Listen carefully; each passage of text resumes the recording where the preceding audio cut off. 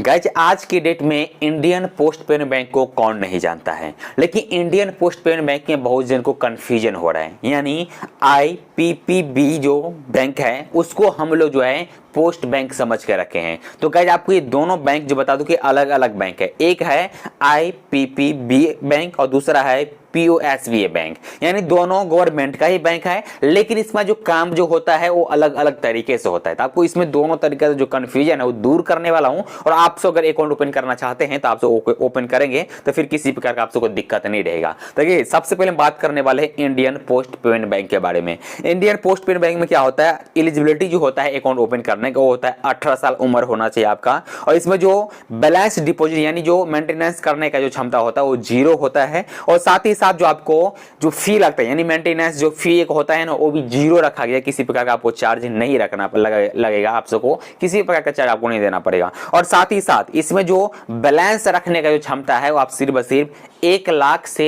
2 लाख के बीच में आपसे बैलेंस रख सकते हो। उससे ज्यादा अगर रखेंगे तो फिर आपके ऊपर पेनल्टी मारा जाएगा, यानी आपको 2 लाख से आप एक्स्ट्रा बैलेंस इसमें रख ही नहीं सकते हैं, क्योंकि ये जो है पेमेंट बैंक है। पेमेंट बैंक में ये 6 बैंक आता है जो कि आपको लिस्ट ऊपर में दिख रहा है, तो ये 6 ही बैंक है जो पेमेंट बैंक के लिस्ट में आता है। साथ ही साथ इसमें जो आपको बैलेंस 2 लाख अगर आप रखते हैं तो उसके ऊपर जो आपको इंटरेस्ट रेट मिलेगा वो मिलेगा सिर्फ 2% के अनुसार से, जो कि इससे पहले था 2.5%, बस को कम करके अभी कर दिया गया है 2% अनुसार, ठीक है। और साथ ही साथ इसमें जो आपको इंटरेस्ट रेट मिलता है वो मिलता है आपको 3 मंथ के बाद, यानी आप जैसे 3 मंथ लगातार पेमेंट अच्छे तरीके से रखे हैं तो आपको नेक्स्ट 3 मंथ के बाद आपको जो है पेमेंट जितना भी होगा इंटरेस्ट रेट आपको मिल जाएगा, यानी 3 मंथ के बाद मिलता है। और साथ ही साथ इसमें जो SMS चार्ज भी रखा गया है जो कि आपको 10 रुपया SMS चार्ज करता है, तो ये आपको हेडिंग चार्ज हो गया। और साथ ही साथ इसमें जो होता है IPP मोबाइल बैंक की एप्लीकेशन है, इस एप्लीकेशन के तहत अपने बैंक को आप हैंडल कर सकते हैं। और साथ ही साथ इसमें जो एक वर्चुअल डेबिट कार्ड भी मिलता है, ये वर्चुअल डेबिट कार्ड को सिर्फ और सिर्फ आप सब ऑनलाइन की जगह ही यूज कर सकते हैं, ऑफलाइन में ये काम नहीं आएगा। दूसरा इसमें जो होता है अकाउंट ओपनिंग करने के टाइम पे आप इसको जो ऑनलाइन ही ओपन कर सकते हैं। ऑनलाइन ओपन करने के लिए आपको आधार कार्ड और पैन कार्ड अवेलेबल होना चाहिए, आपका सेविंग अकाउंट ओपन हो जाएगा। POSBA का मतलब ये होता है कि पोस्ट ऑफिस सेविंग अकाउंट के बारे में। पोस्ट ऑफिस सेविंग अकाउंट जो बैंक होता है ये अलग बैंक होता है।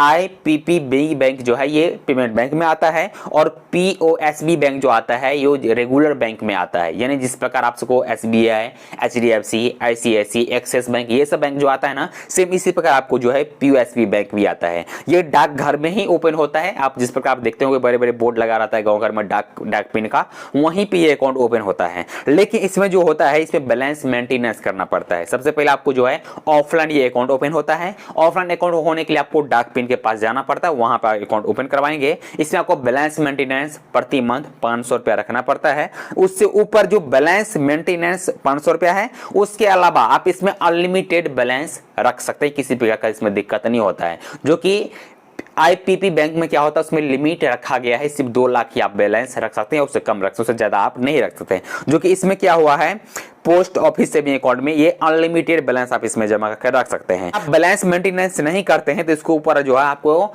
फाइन भी भरा जाएगा। वो फाइन आपको लगने वाला है टोटल 100 रुपया, जो कि एक ईयरली का लगता है, जो कि 30 मार्च को आपके अकाउंट से 100 रुपया काट लिया जाएगा। साथ ही साथ इसमें जो आपको इंटरेस्ट रेट मिलता है वो मिलता है 4% के अनुसार से। और उसके अलावा इसमें जो बता दूं कि इसमें जो आपको इंटरेस्ट रेट जो आपको मिलता है ना वो मिलता है ईयरली, यानी 1 साल में आपको एक बार ही इंटरेस्ट रेट दिया जाता है। जो टोटल रहेगा आपको मंथली बाय मंथली इंक्लूड करके वो आपको 1 साल के बाद प्रोवाइड कर दिया जाएगा 31 मार्च को।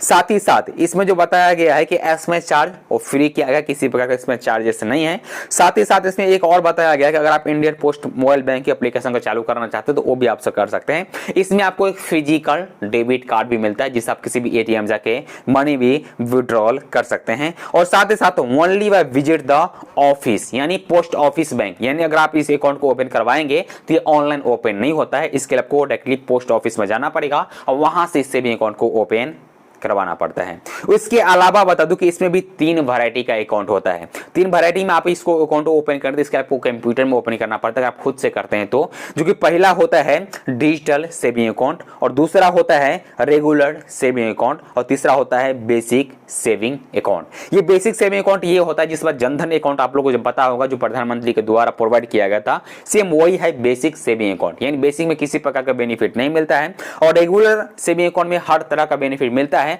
लेकिन ये रेगुलर कब होता है पहले आपको ये जान लीजिए। डिजिटल जब आप ऑनलाइन अकाउंट ओपन करते हैं आधार कार्ड पैन कार्ड के थ्रू, क्योंकि इसमें वीडियो केवाईसी नहीं होता है, और वीडियो केवाईसी जब नहीं होता है तो आपको डायरेक्टली पोस्ट ऑफिस पे विजिट करना पड़ता है। पोस्ट ऑफिस जैसे आप विजिट करेंगे तो वहां पे आपको जो केवाईसी कंप्लीट किया जाएगा, और केवाईसी कंप्लीट करने के बाद ये जो अकाउंट होता है ना रेगुलर अकाउंट में कन्वर्ट हो जाता है। फिर आप इस अकाउंट को कभी भी कहीं भी यूज कर सकते हैं। सो गाइस ये था आईपीपी बैंक वर्सेस पीओएसबी बैंक के बारे में जानकारी। अगर आपको वीडियो पसंद आए तो वीडियो को लाइक कर दीजिए, और चैनल पे पहली बार आए हैं तो जो चैनल को भी सब्सक्राइब कीजिए।